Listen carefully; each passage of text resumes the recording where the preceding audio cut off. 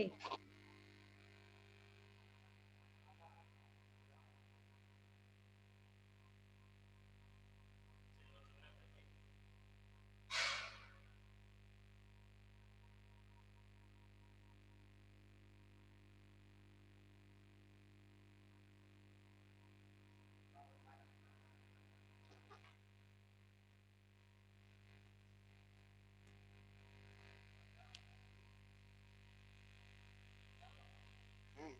देख लो आवाज आ रही है कि ना?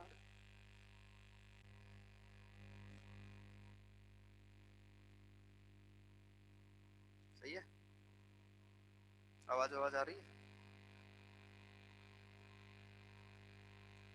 चलो। हम्म, आ रही है आवाज। चलो। आवाज आ रही है सबको? नमस्कार नमस्कार।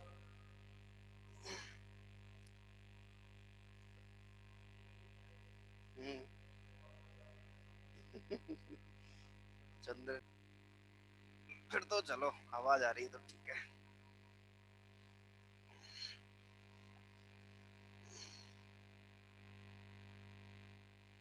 सुनो, कल हम लोग बात कर रहे थे न्यूक्लियर फिजिक्स में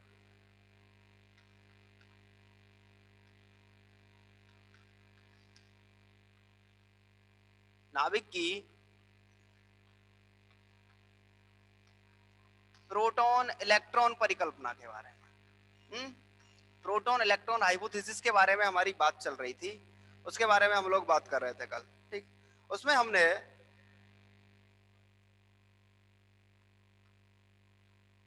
एक तो ये था कि इलेक्ट्रॉन का नाभिक में जो एग्जिस्टेंस है, इलेक्ट्रॉन नाभिक में रहता है। ठीक।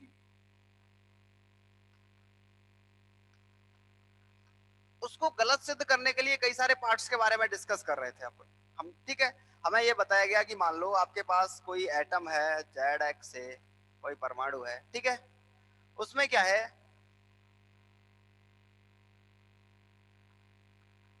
7 प्रोटॉन। ठीक। किसमें रहते हैं? न्यूक्लियस में रहते हैं। A-Z इलेक्ट्रॉन नाभिक के अंदर रहते हैं और जेड इलेक्ट्रॉन नाभिक के बाहर रहते हैं। एक्चुअली उसके बोलने का मीनिंग ये भी है। हमने 3 पार्ट लिए थे। पहला था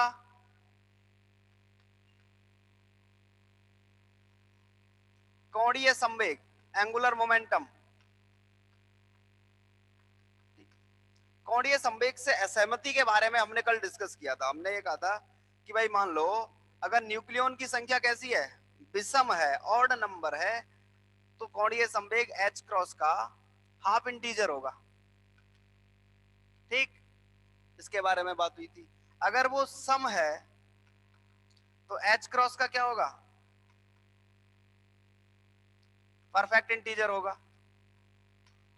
इसके बारे में भी हमारा डिस्कस हुआ था।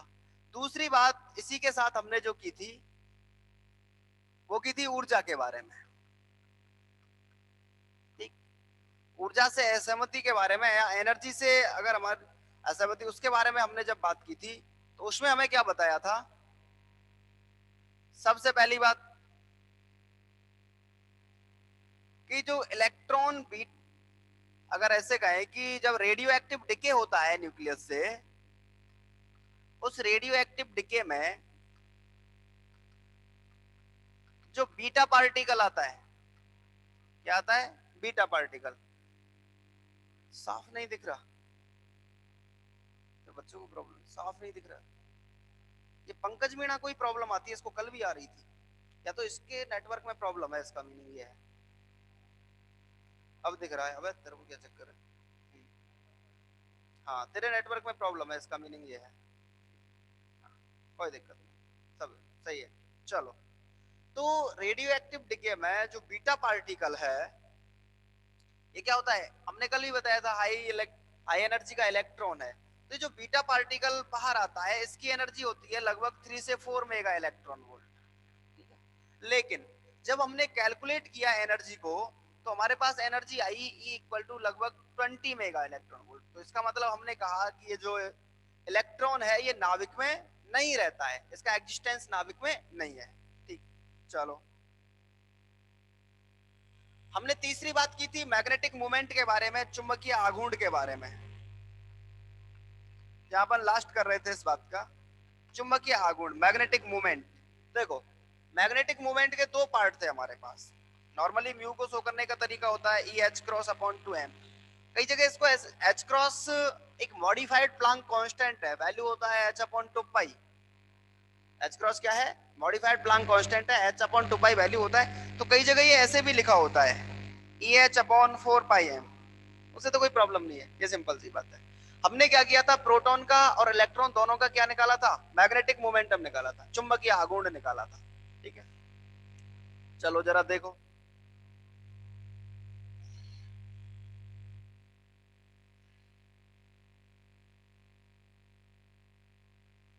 Mu equal to E H cross over 2 M.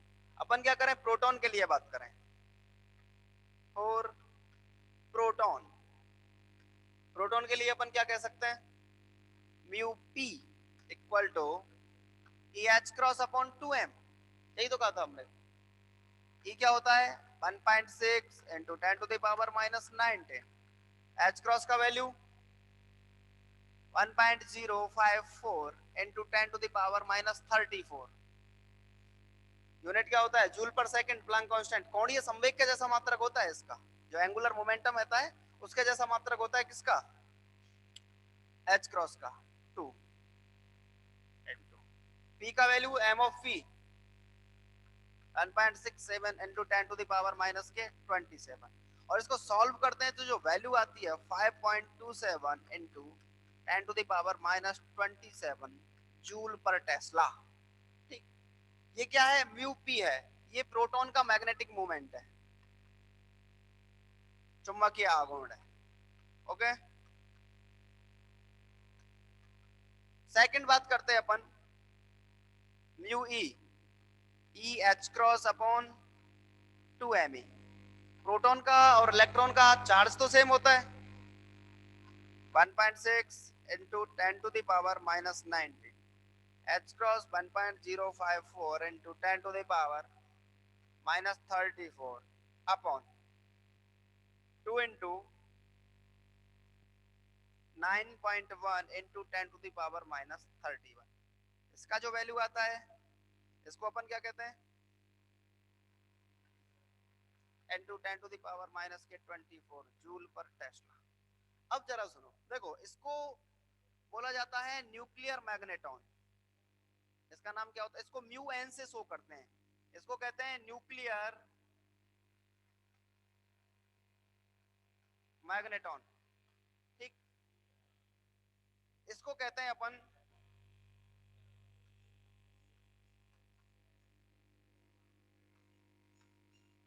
Bore magneton.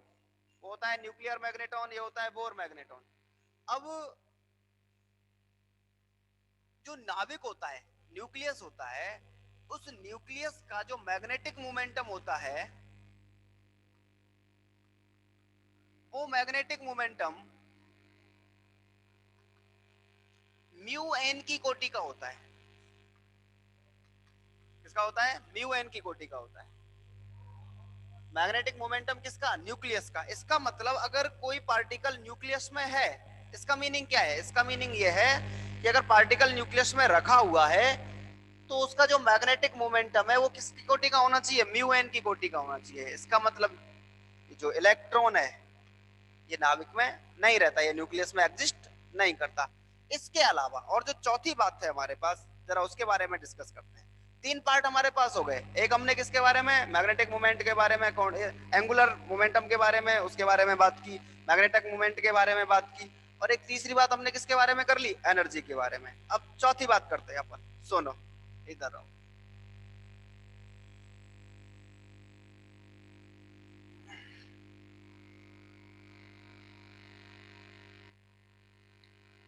आवाज, हाँ सुनो। फोर्थ, कॉम्पटन तरंग दैर्ध्य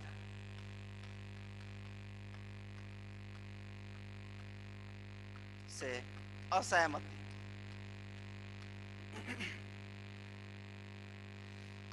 देखो भैया, वो क्या कहता है कॉम्पटन तरंग दैर्ध्य के बारे में?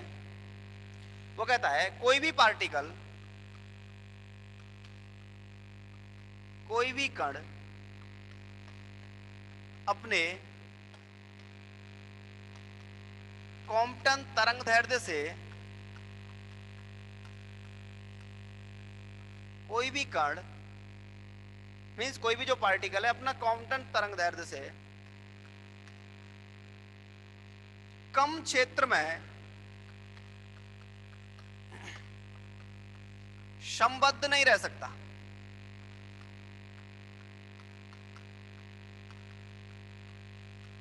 मीन्स जो कॉम्पटन तरंग दैर्ध्य, कॉम्पटन वेवलेंथ का जो वैल्यू है, लैम्बडा के बारे में डिस्कस करते हैं। आओ इधर, lambda equal to H upon M C, ठीक है। एच अपॉन एम पी होता है, नॉर्मल सी बात है। जरा इलेक्ट्रॉन के लिए बात कर लेते हैं।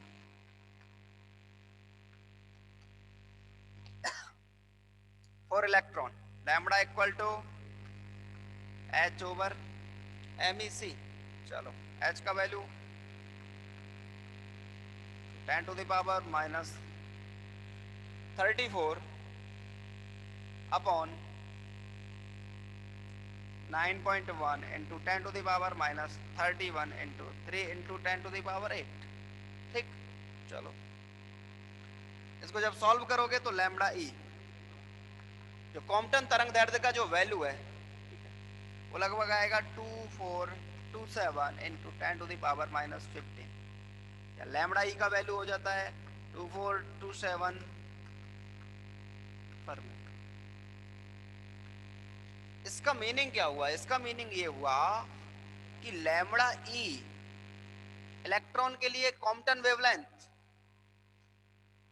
ग्रेटर देन नाभिक का आकार, साइज ऑफ न्यूक्लियस। लैम्बडा ई का वैल्यू साइज ऑफ न्यूक्लियस से क्या है? बहुत ज्यादा है।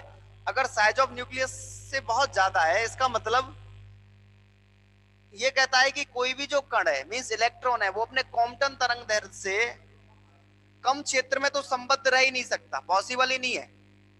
मींस उसके लिए जो एरिया है, जो रेंज है, वो कितनी होनी चाहिए? लगभग 2427 फर्मी की रेंज का होना चाहिए। मींस इससे कम एरिया में, इससे कम क्षेत्र में वो क्या नहीं रह पाएगा? वो एग्जिस्ट नहीं करेगा। इसका मतलब क्या है? इसका मतलब यह है कि जो इलेक्ट्रॉन है ये नाभिक में नहीं रहता। चलो देखो जरा एक बार की, बोलो बात समझ आई या नहीं आई?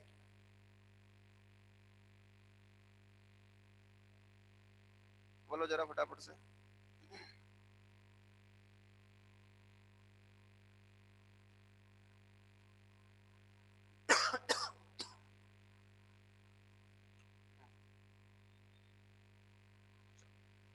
आगे बात करें? चलो, अपने पास 4 बातें हो गई, 5वीं बात सुनो, रिपीट करना है।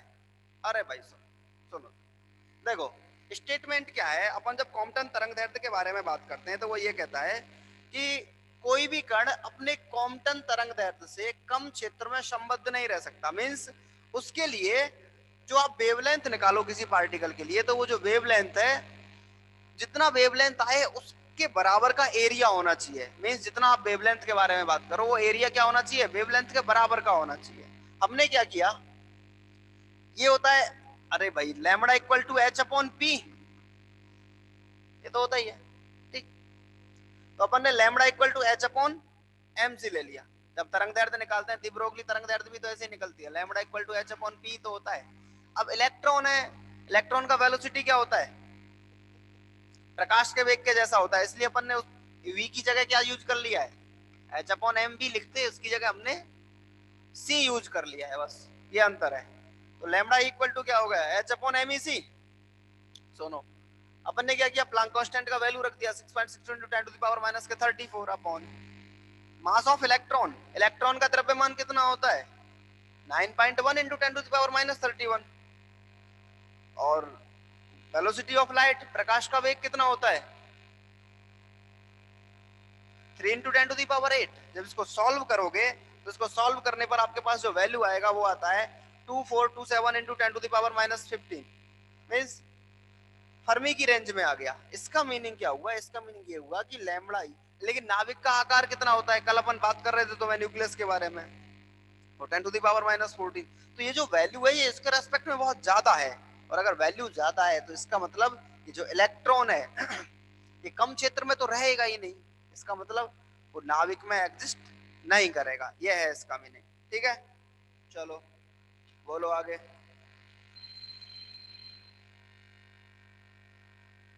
आगे बात करें।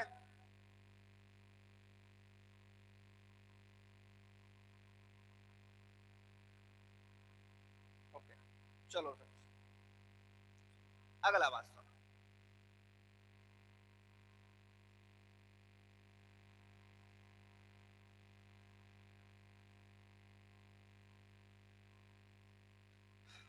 चार बातें हो गई हमारे पास, पांचवी बात। चार होगी ना अपने पास। पहली, एंगुलर मोमेंटम, कोणीय संवेग। दूसरी, ऊर्जा, एनर्जी। ठीक है। तीसरी,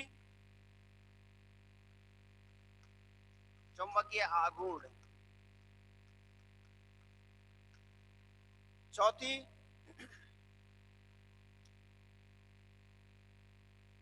कॉम्पटन तरंग दैर्ध्य।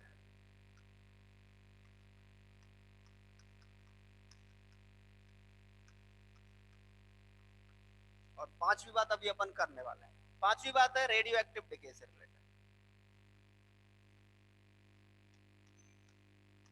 Radio active decay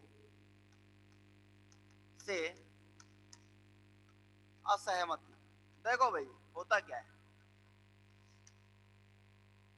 means proton electron की परिकल्पना रेडियो एक्टिव डिके के बारे में भी नहीं बता पाती। उसका रीजन क्या है? जब किसी नाभिक से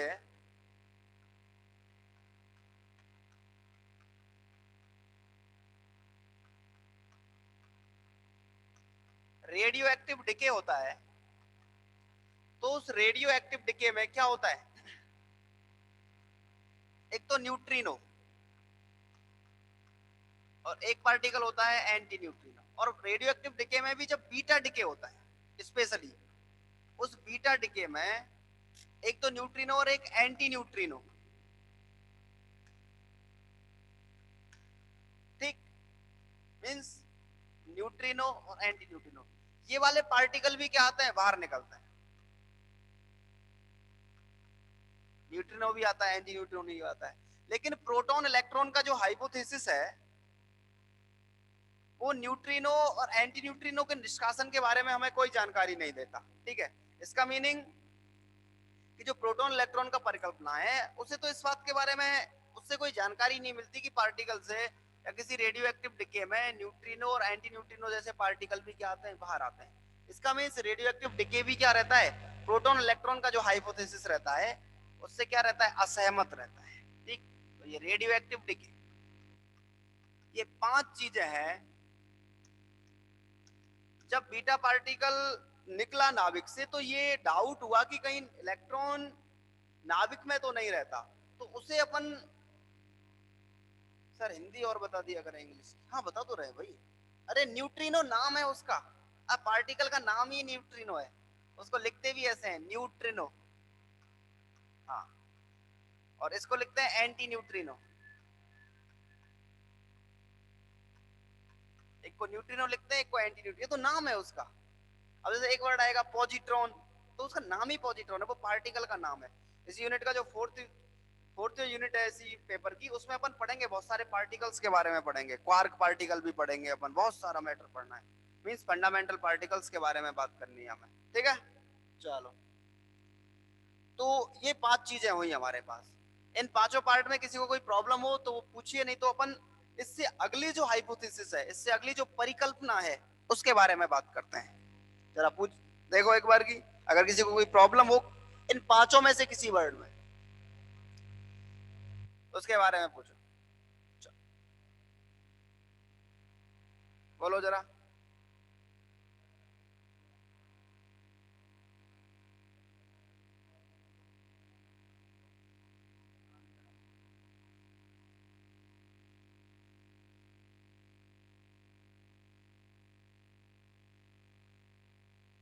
आगे बात करें।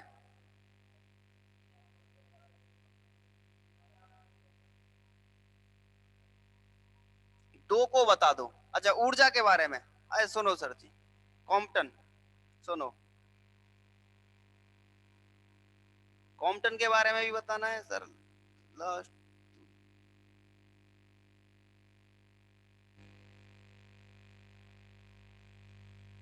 सुनो भाई, जरा एनर्जी के बारे में बात सुनो। वो क्या कहता है, वो कहता है कि जब भी रेडियो एक्टिव डिके के बारे में, तो तुम यही कहते हो ना कि सबके बारे में ही बता दो एक एक करके। हाँ, एक जना एक के बारे में पूछ रहा है, दूसरा जना दूसरे के बारे में पूछ रहा है, तो सभी कह दो, मैं एक एक करके सबके बारे में ही बता देता हूँ। सर जरा चैट को करना, जरा नीचे कर दिखाओ, जरा चैट, चैट दिखाओ। हाँ देखो, कॉम्पटन दो, लास्ट पांचवा नंबर रेडियो एक्टिव डिके। अब बचा ही कौन सा है भाई, पांच ही तो है। अब सब पूछ लिए तुमने। चलो भाई, अब मैं जल्दी से बता रहा हूँ, फिर देखो। कोणीय संवेग के बारे में तो अपन, कोणीय संवेग में तो क्या है, दो बातें हैं। विषम होगा एच क्रॉस का, हाफ इंटीजर होगा, ये अभी जस्ट भी बताया था तुम्हें, ठीक है। सम होगा तो एच क्रॉस का परफेक्ट इंटीजर होगा, ठीक है। अपन ने एक पार्टिकल लिया था 7n14, उसके बारे में बात की थी। उसमें नंबर ऑफ न्यूक्लियंस, जो नंबर ऑफ न्यूक्लियंस होते हैं वो कितने होते हैं, 21 होते हैं। इसका मतलब उसका जो कोणीय संवेग है वो कितना आना चाहिए, एच क्रॉस का हाफ इंटीजर आना चाहिए, मींस अर्धपूर्ण गुणज बोलते हैं हिंदी में उसको, ठीक। लेकिन प्रैक्टिकली जब अपन इसको करते हैं प्रायोगिक रूप से, इसका जो प्रायोगिक रूप से इसका जो मान होता है वो कैसा आता है, वो आता है एच क्रॉस का पूर्ण गुणज, ठीक। एक तो ये बात की थी, ये प्रैक्टिकली है, ठीक है। अच्छा सुनो, दूसरी बात, दूसरा आता है हमारे पास एनर्जी के बारे में। हमने कहा था कि बीटा पार्टिकल जो होता है उसकी एनर्जी होती है लगभग 3 से 4 मेगा इलेक्ट्रॉन वोल्ट। लेकिन जब रेडियो एक्टिव क्या कहते हैं, नाभिक से जो इलेक्ट्रॉन निकलता है उसकी अगर एनर्जी के बारे में डिस्कस करें तो उसकी एनर्जी कैसे निकालते थे। हमने कहा था कि अगर इलेक्ट्रॉन नाभिक में रहे तो उसकी जो स्थिति में अनिश्चितता है, डेल्टा एक्स का वैल्यू होना चाहिए 10⁻⁻⁴, ठीक है। तो अपन क्या निकाल लेते हैं, संवेग में अनिश्चितता, ये अनसर्टेनिटी प्रिंसिपल होता है। Del x del p equal to h cross, इसका meaning del p equal to h cross over del x, ये लगभग 10⁻⁻20 की रेंज की आ जाएगी।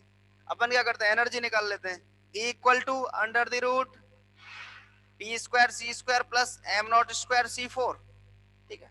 जब इसको सॉल्व किया जाता है तो E का जो वैल्यू आता है वो लगभग आता है 20 मेगा इलेक्ट्रॉन वोल्ट। इसका मतलब ये नाभिक में नहीं रहता, इलेक्ट्रॉन नाभिक में नहीं मिलता, ठीक है। कॉम्पटन तरंग दैर्ध्य के बारे में बात की थी हम लोगों ने। कॉम्पटन तरंग दैर्ध्य क्या होती है, lambda equal to H upon M E C electron के लिए। स्टेटमेंट ये था कि कोई भी पार्टिकल कॉम्पटन तरंग दैर्ध्य से कम क्षेत्र में संबद्ध नहीं रह सकता। ये पॉसिबल ही नहीं है कि कोई पार्टिकल कॉम्पटन तरंग दैर्ध्य से कम क्षेत्र में क्या करे, रह सके, ठीक है। तो हमने इसके बारे में बात की थी, तो लैम्बडा ई का जो वैल्यू आया था वो आया था 2427 फर्मी। जबकि नाभिक का आकार तो इससे बहुत छोटा होता है, और जब नाभिक का आकार इससे बहुत छोटा होता है तो इसका मतलब इलेक्ट्रॉन नाभिक में नहीं रह सकता, ठीक है। चलो, अब इन्हीं पांचों बातों को अगली जो हाइपोथेसिस है, अगली जो परिकल्पना है उसमें सिद्ध करेंगे कि ऐसा होता है, ठीक है। चलो आओ इधर।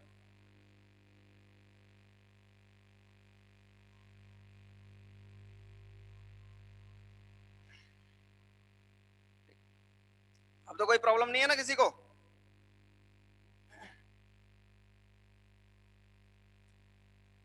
रिजॉइन करवा दो,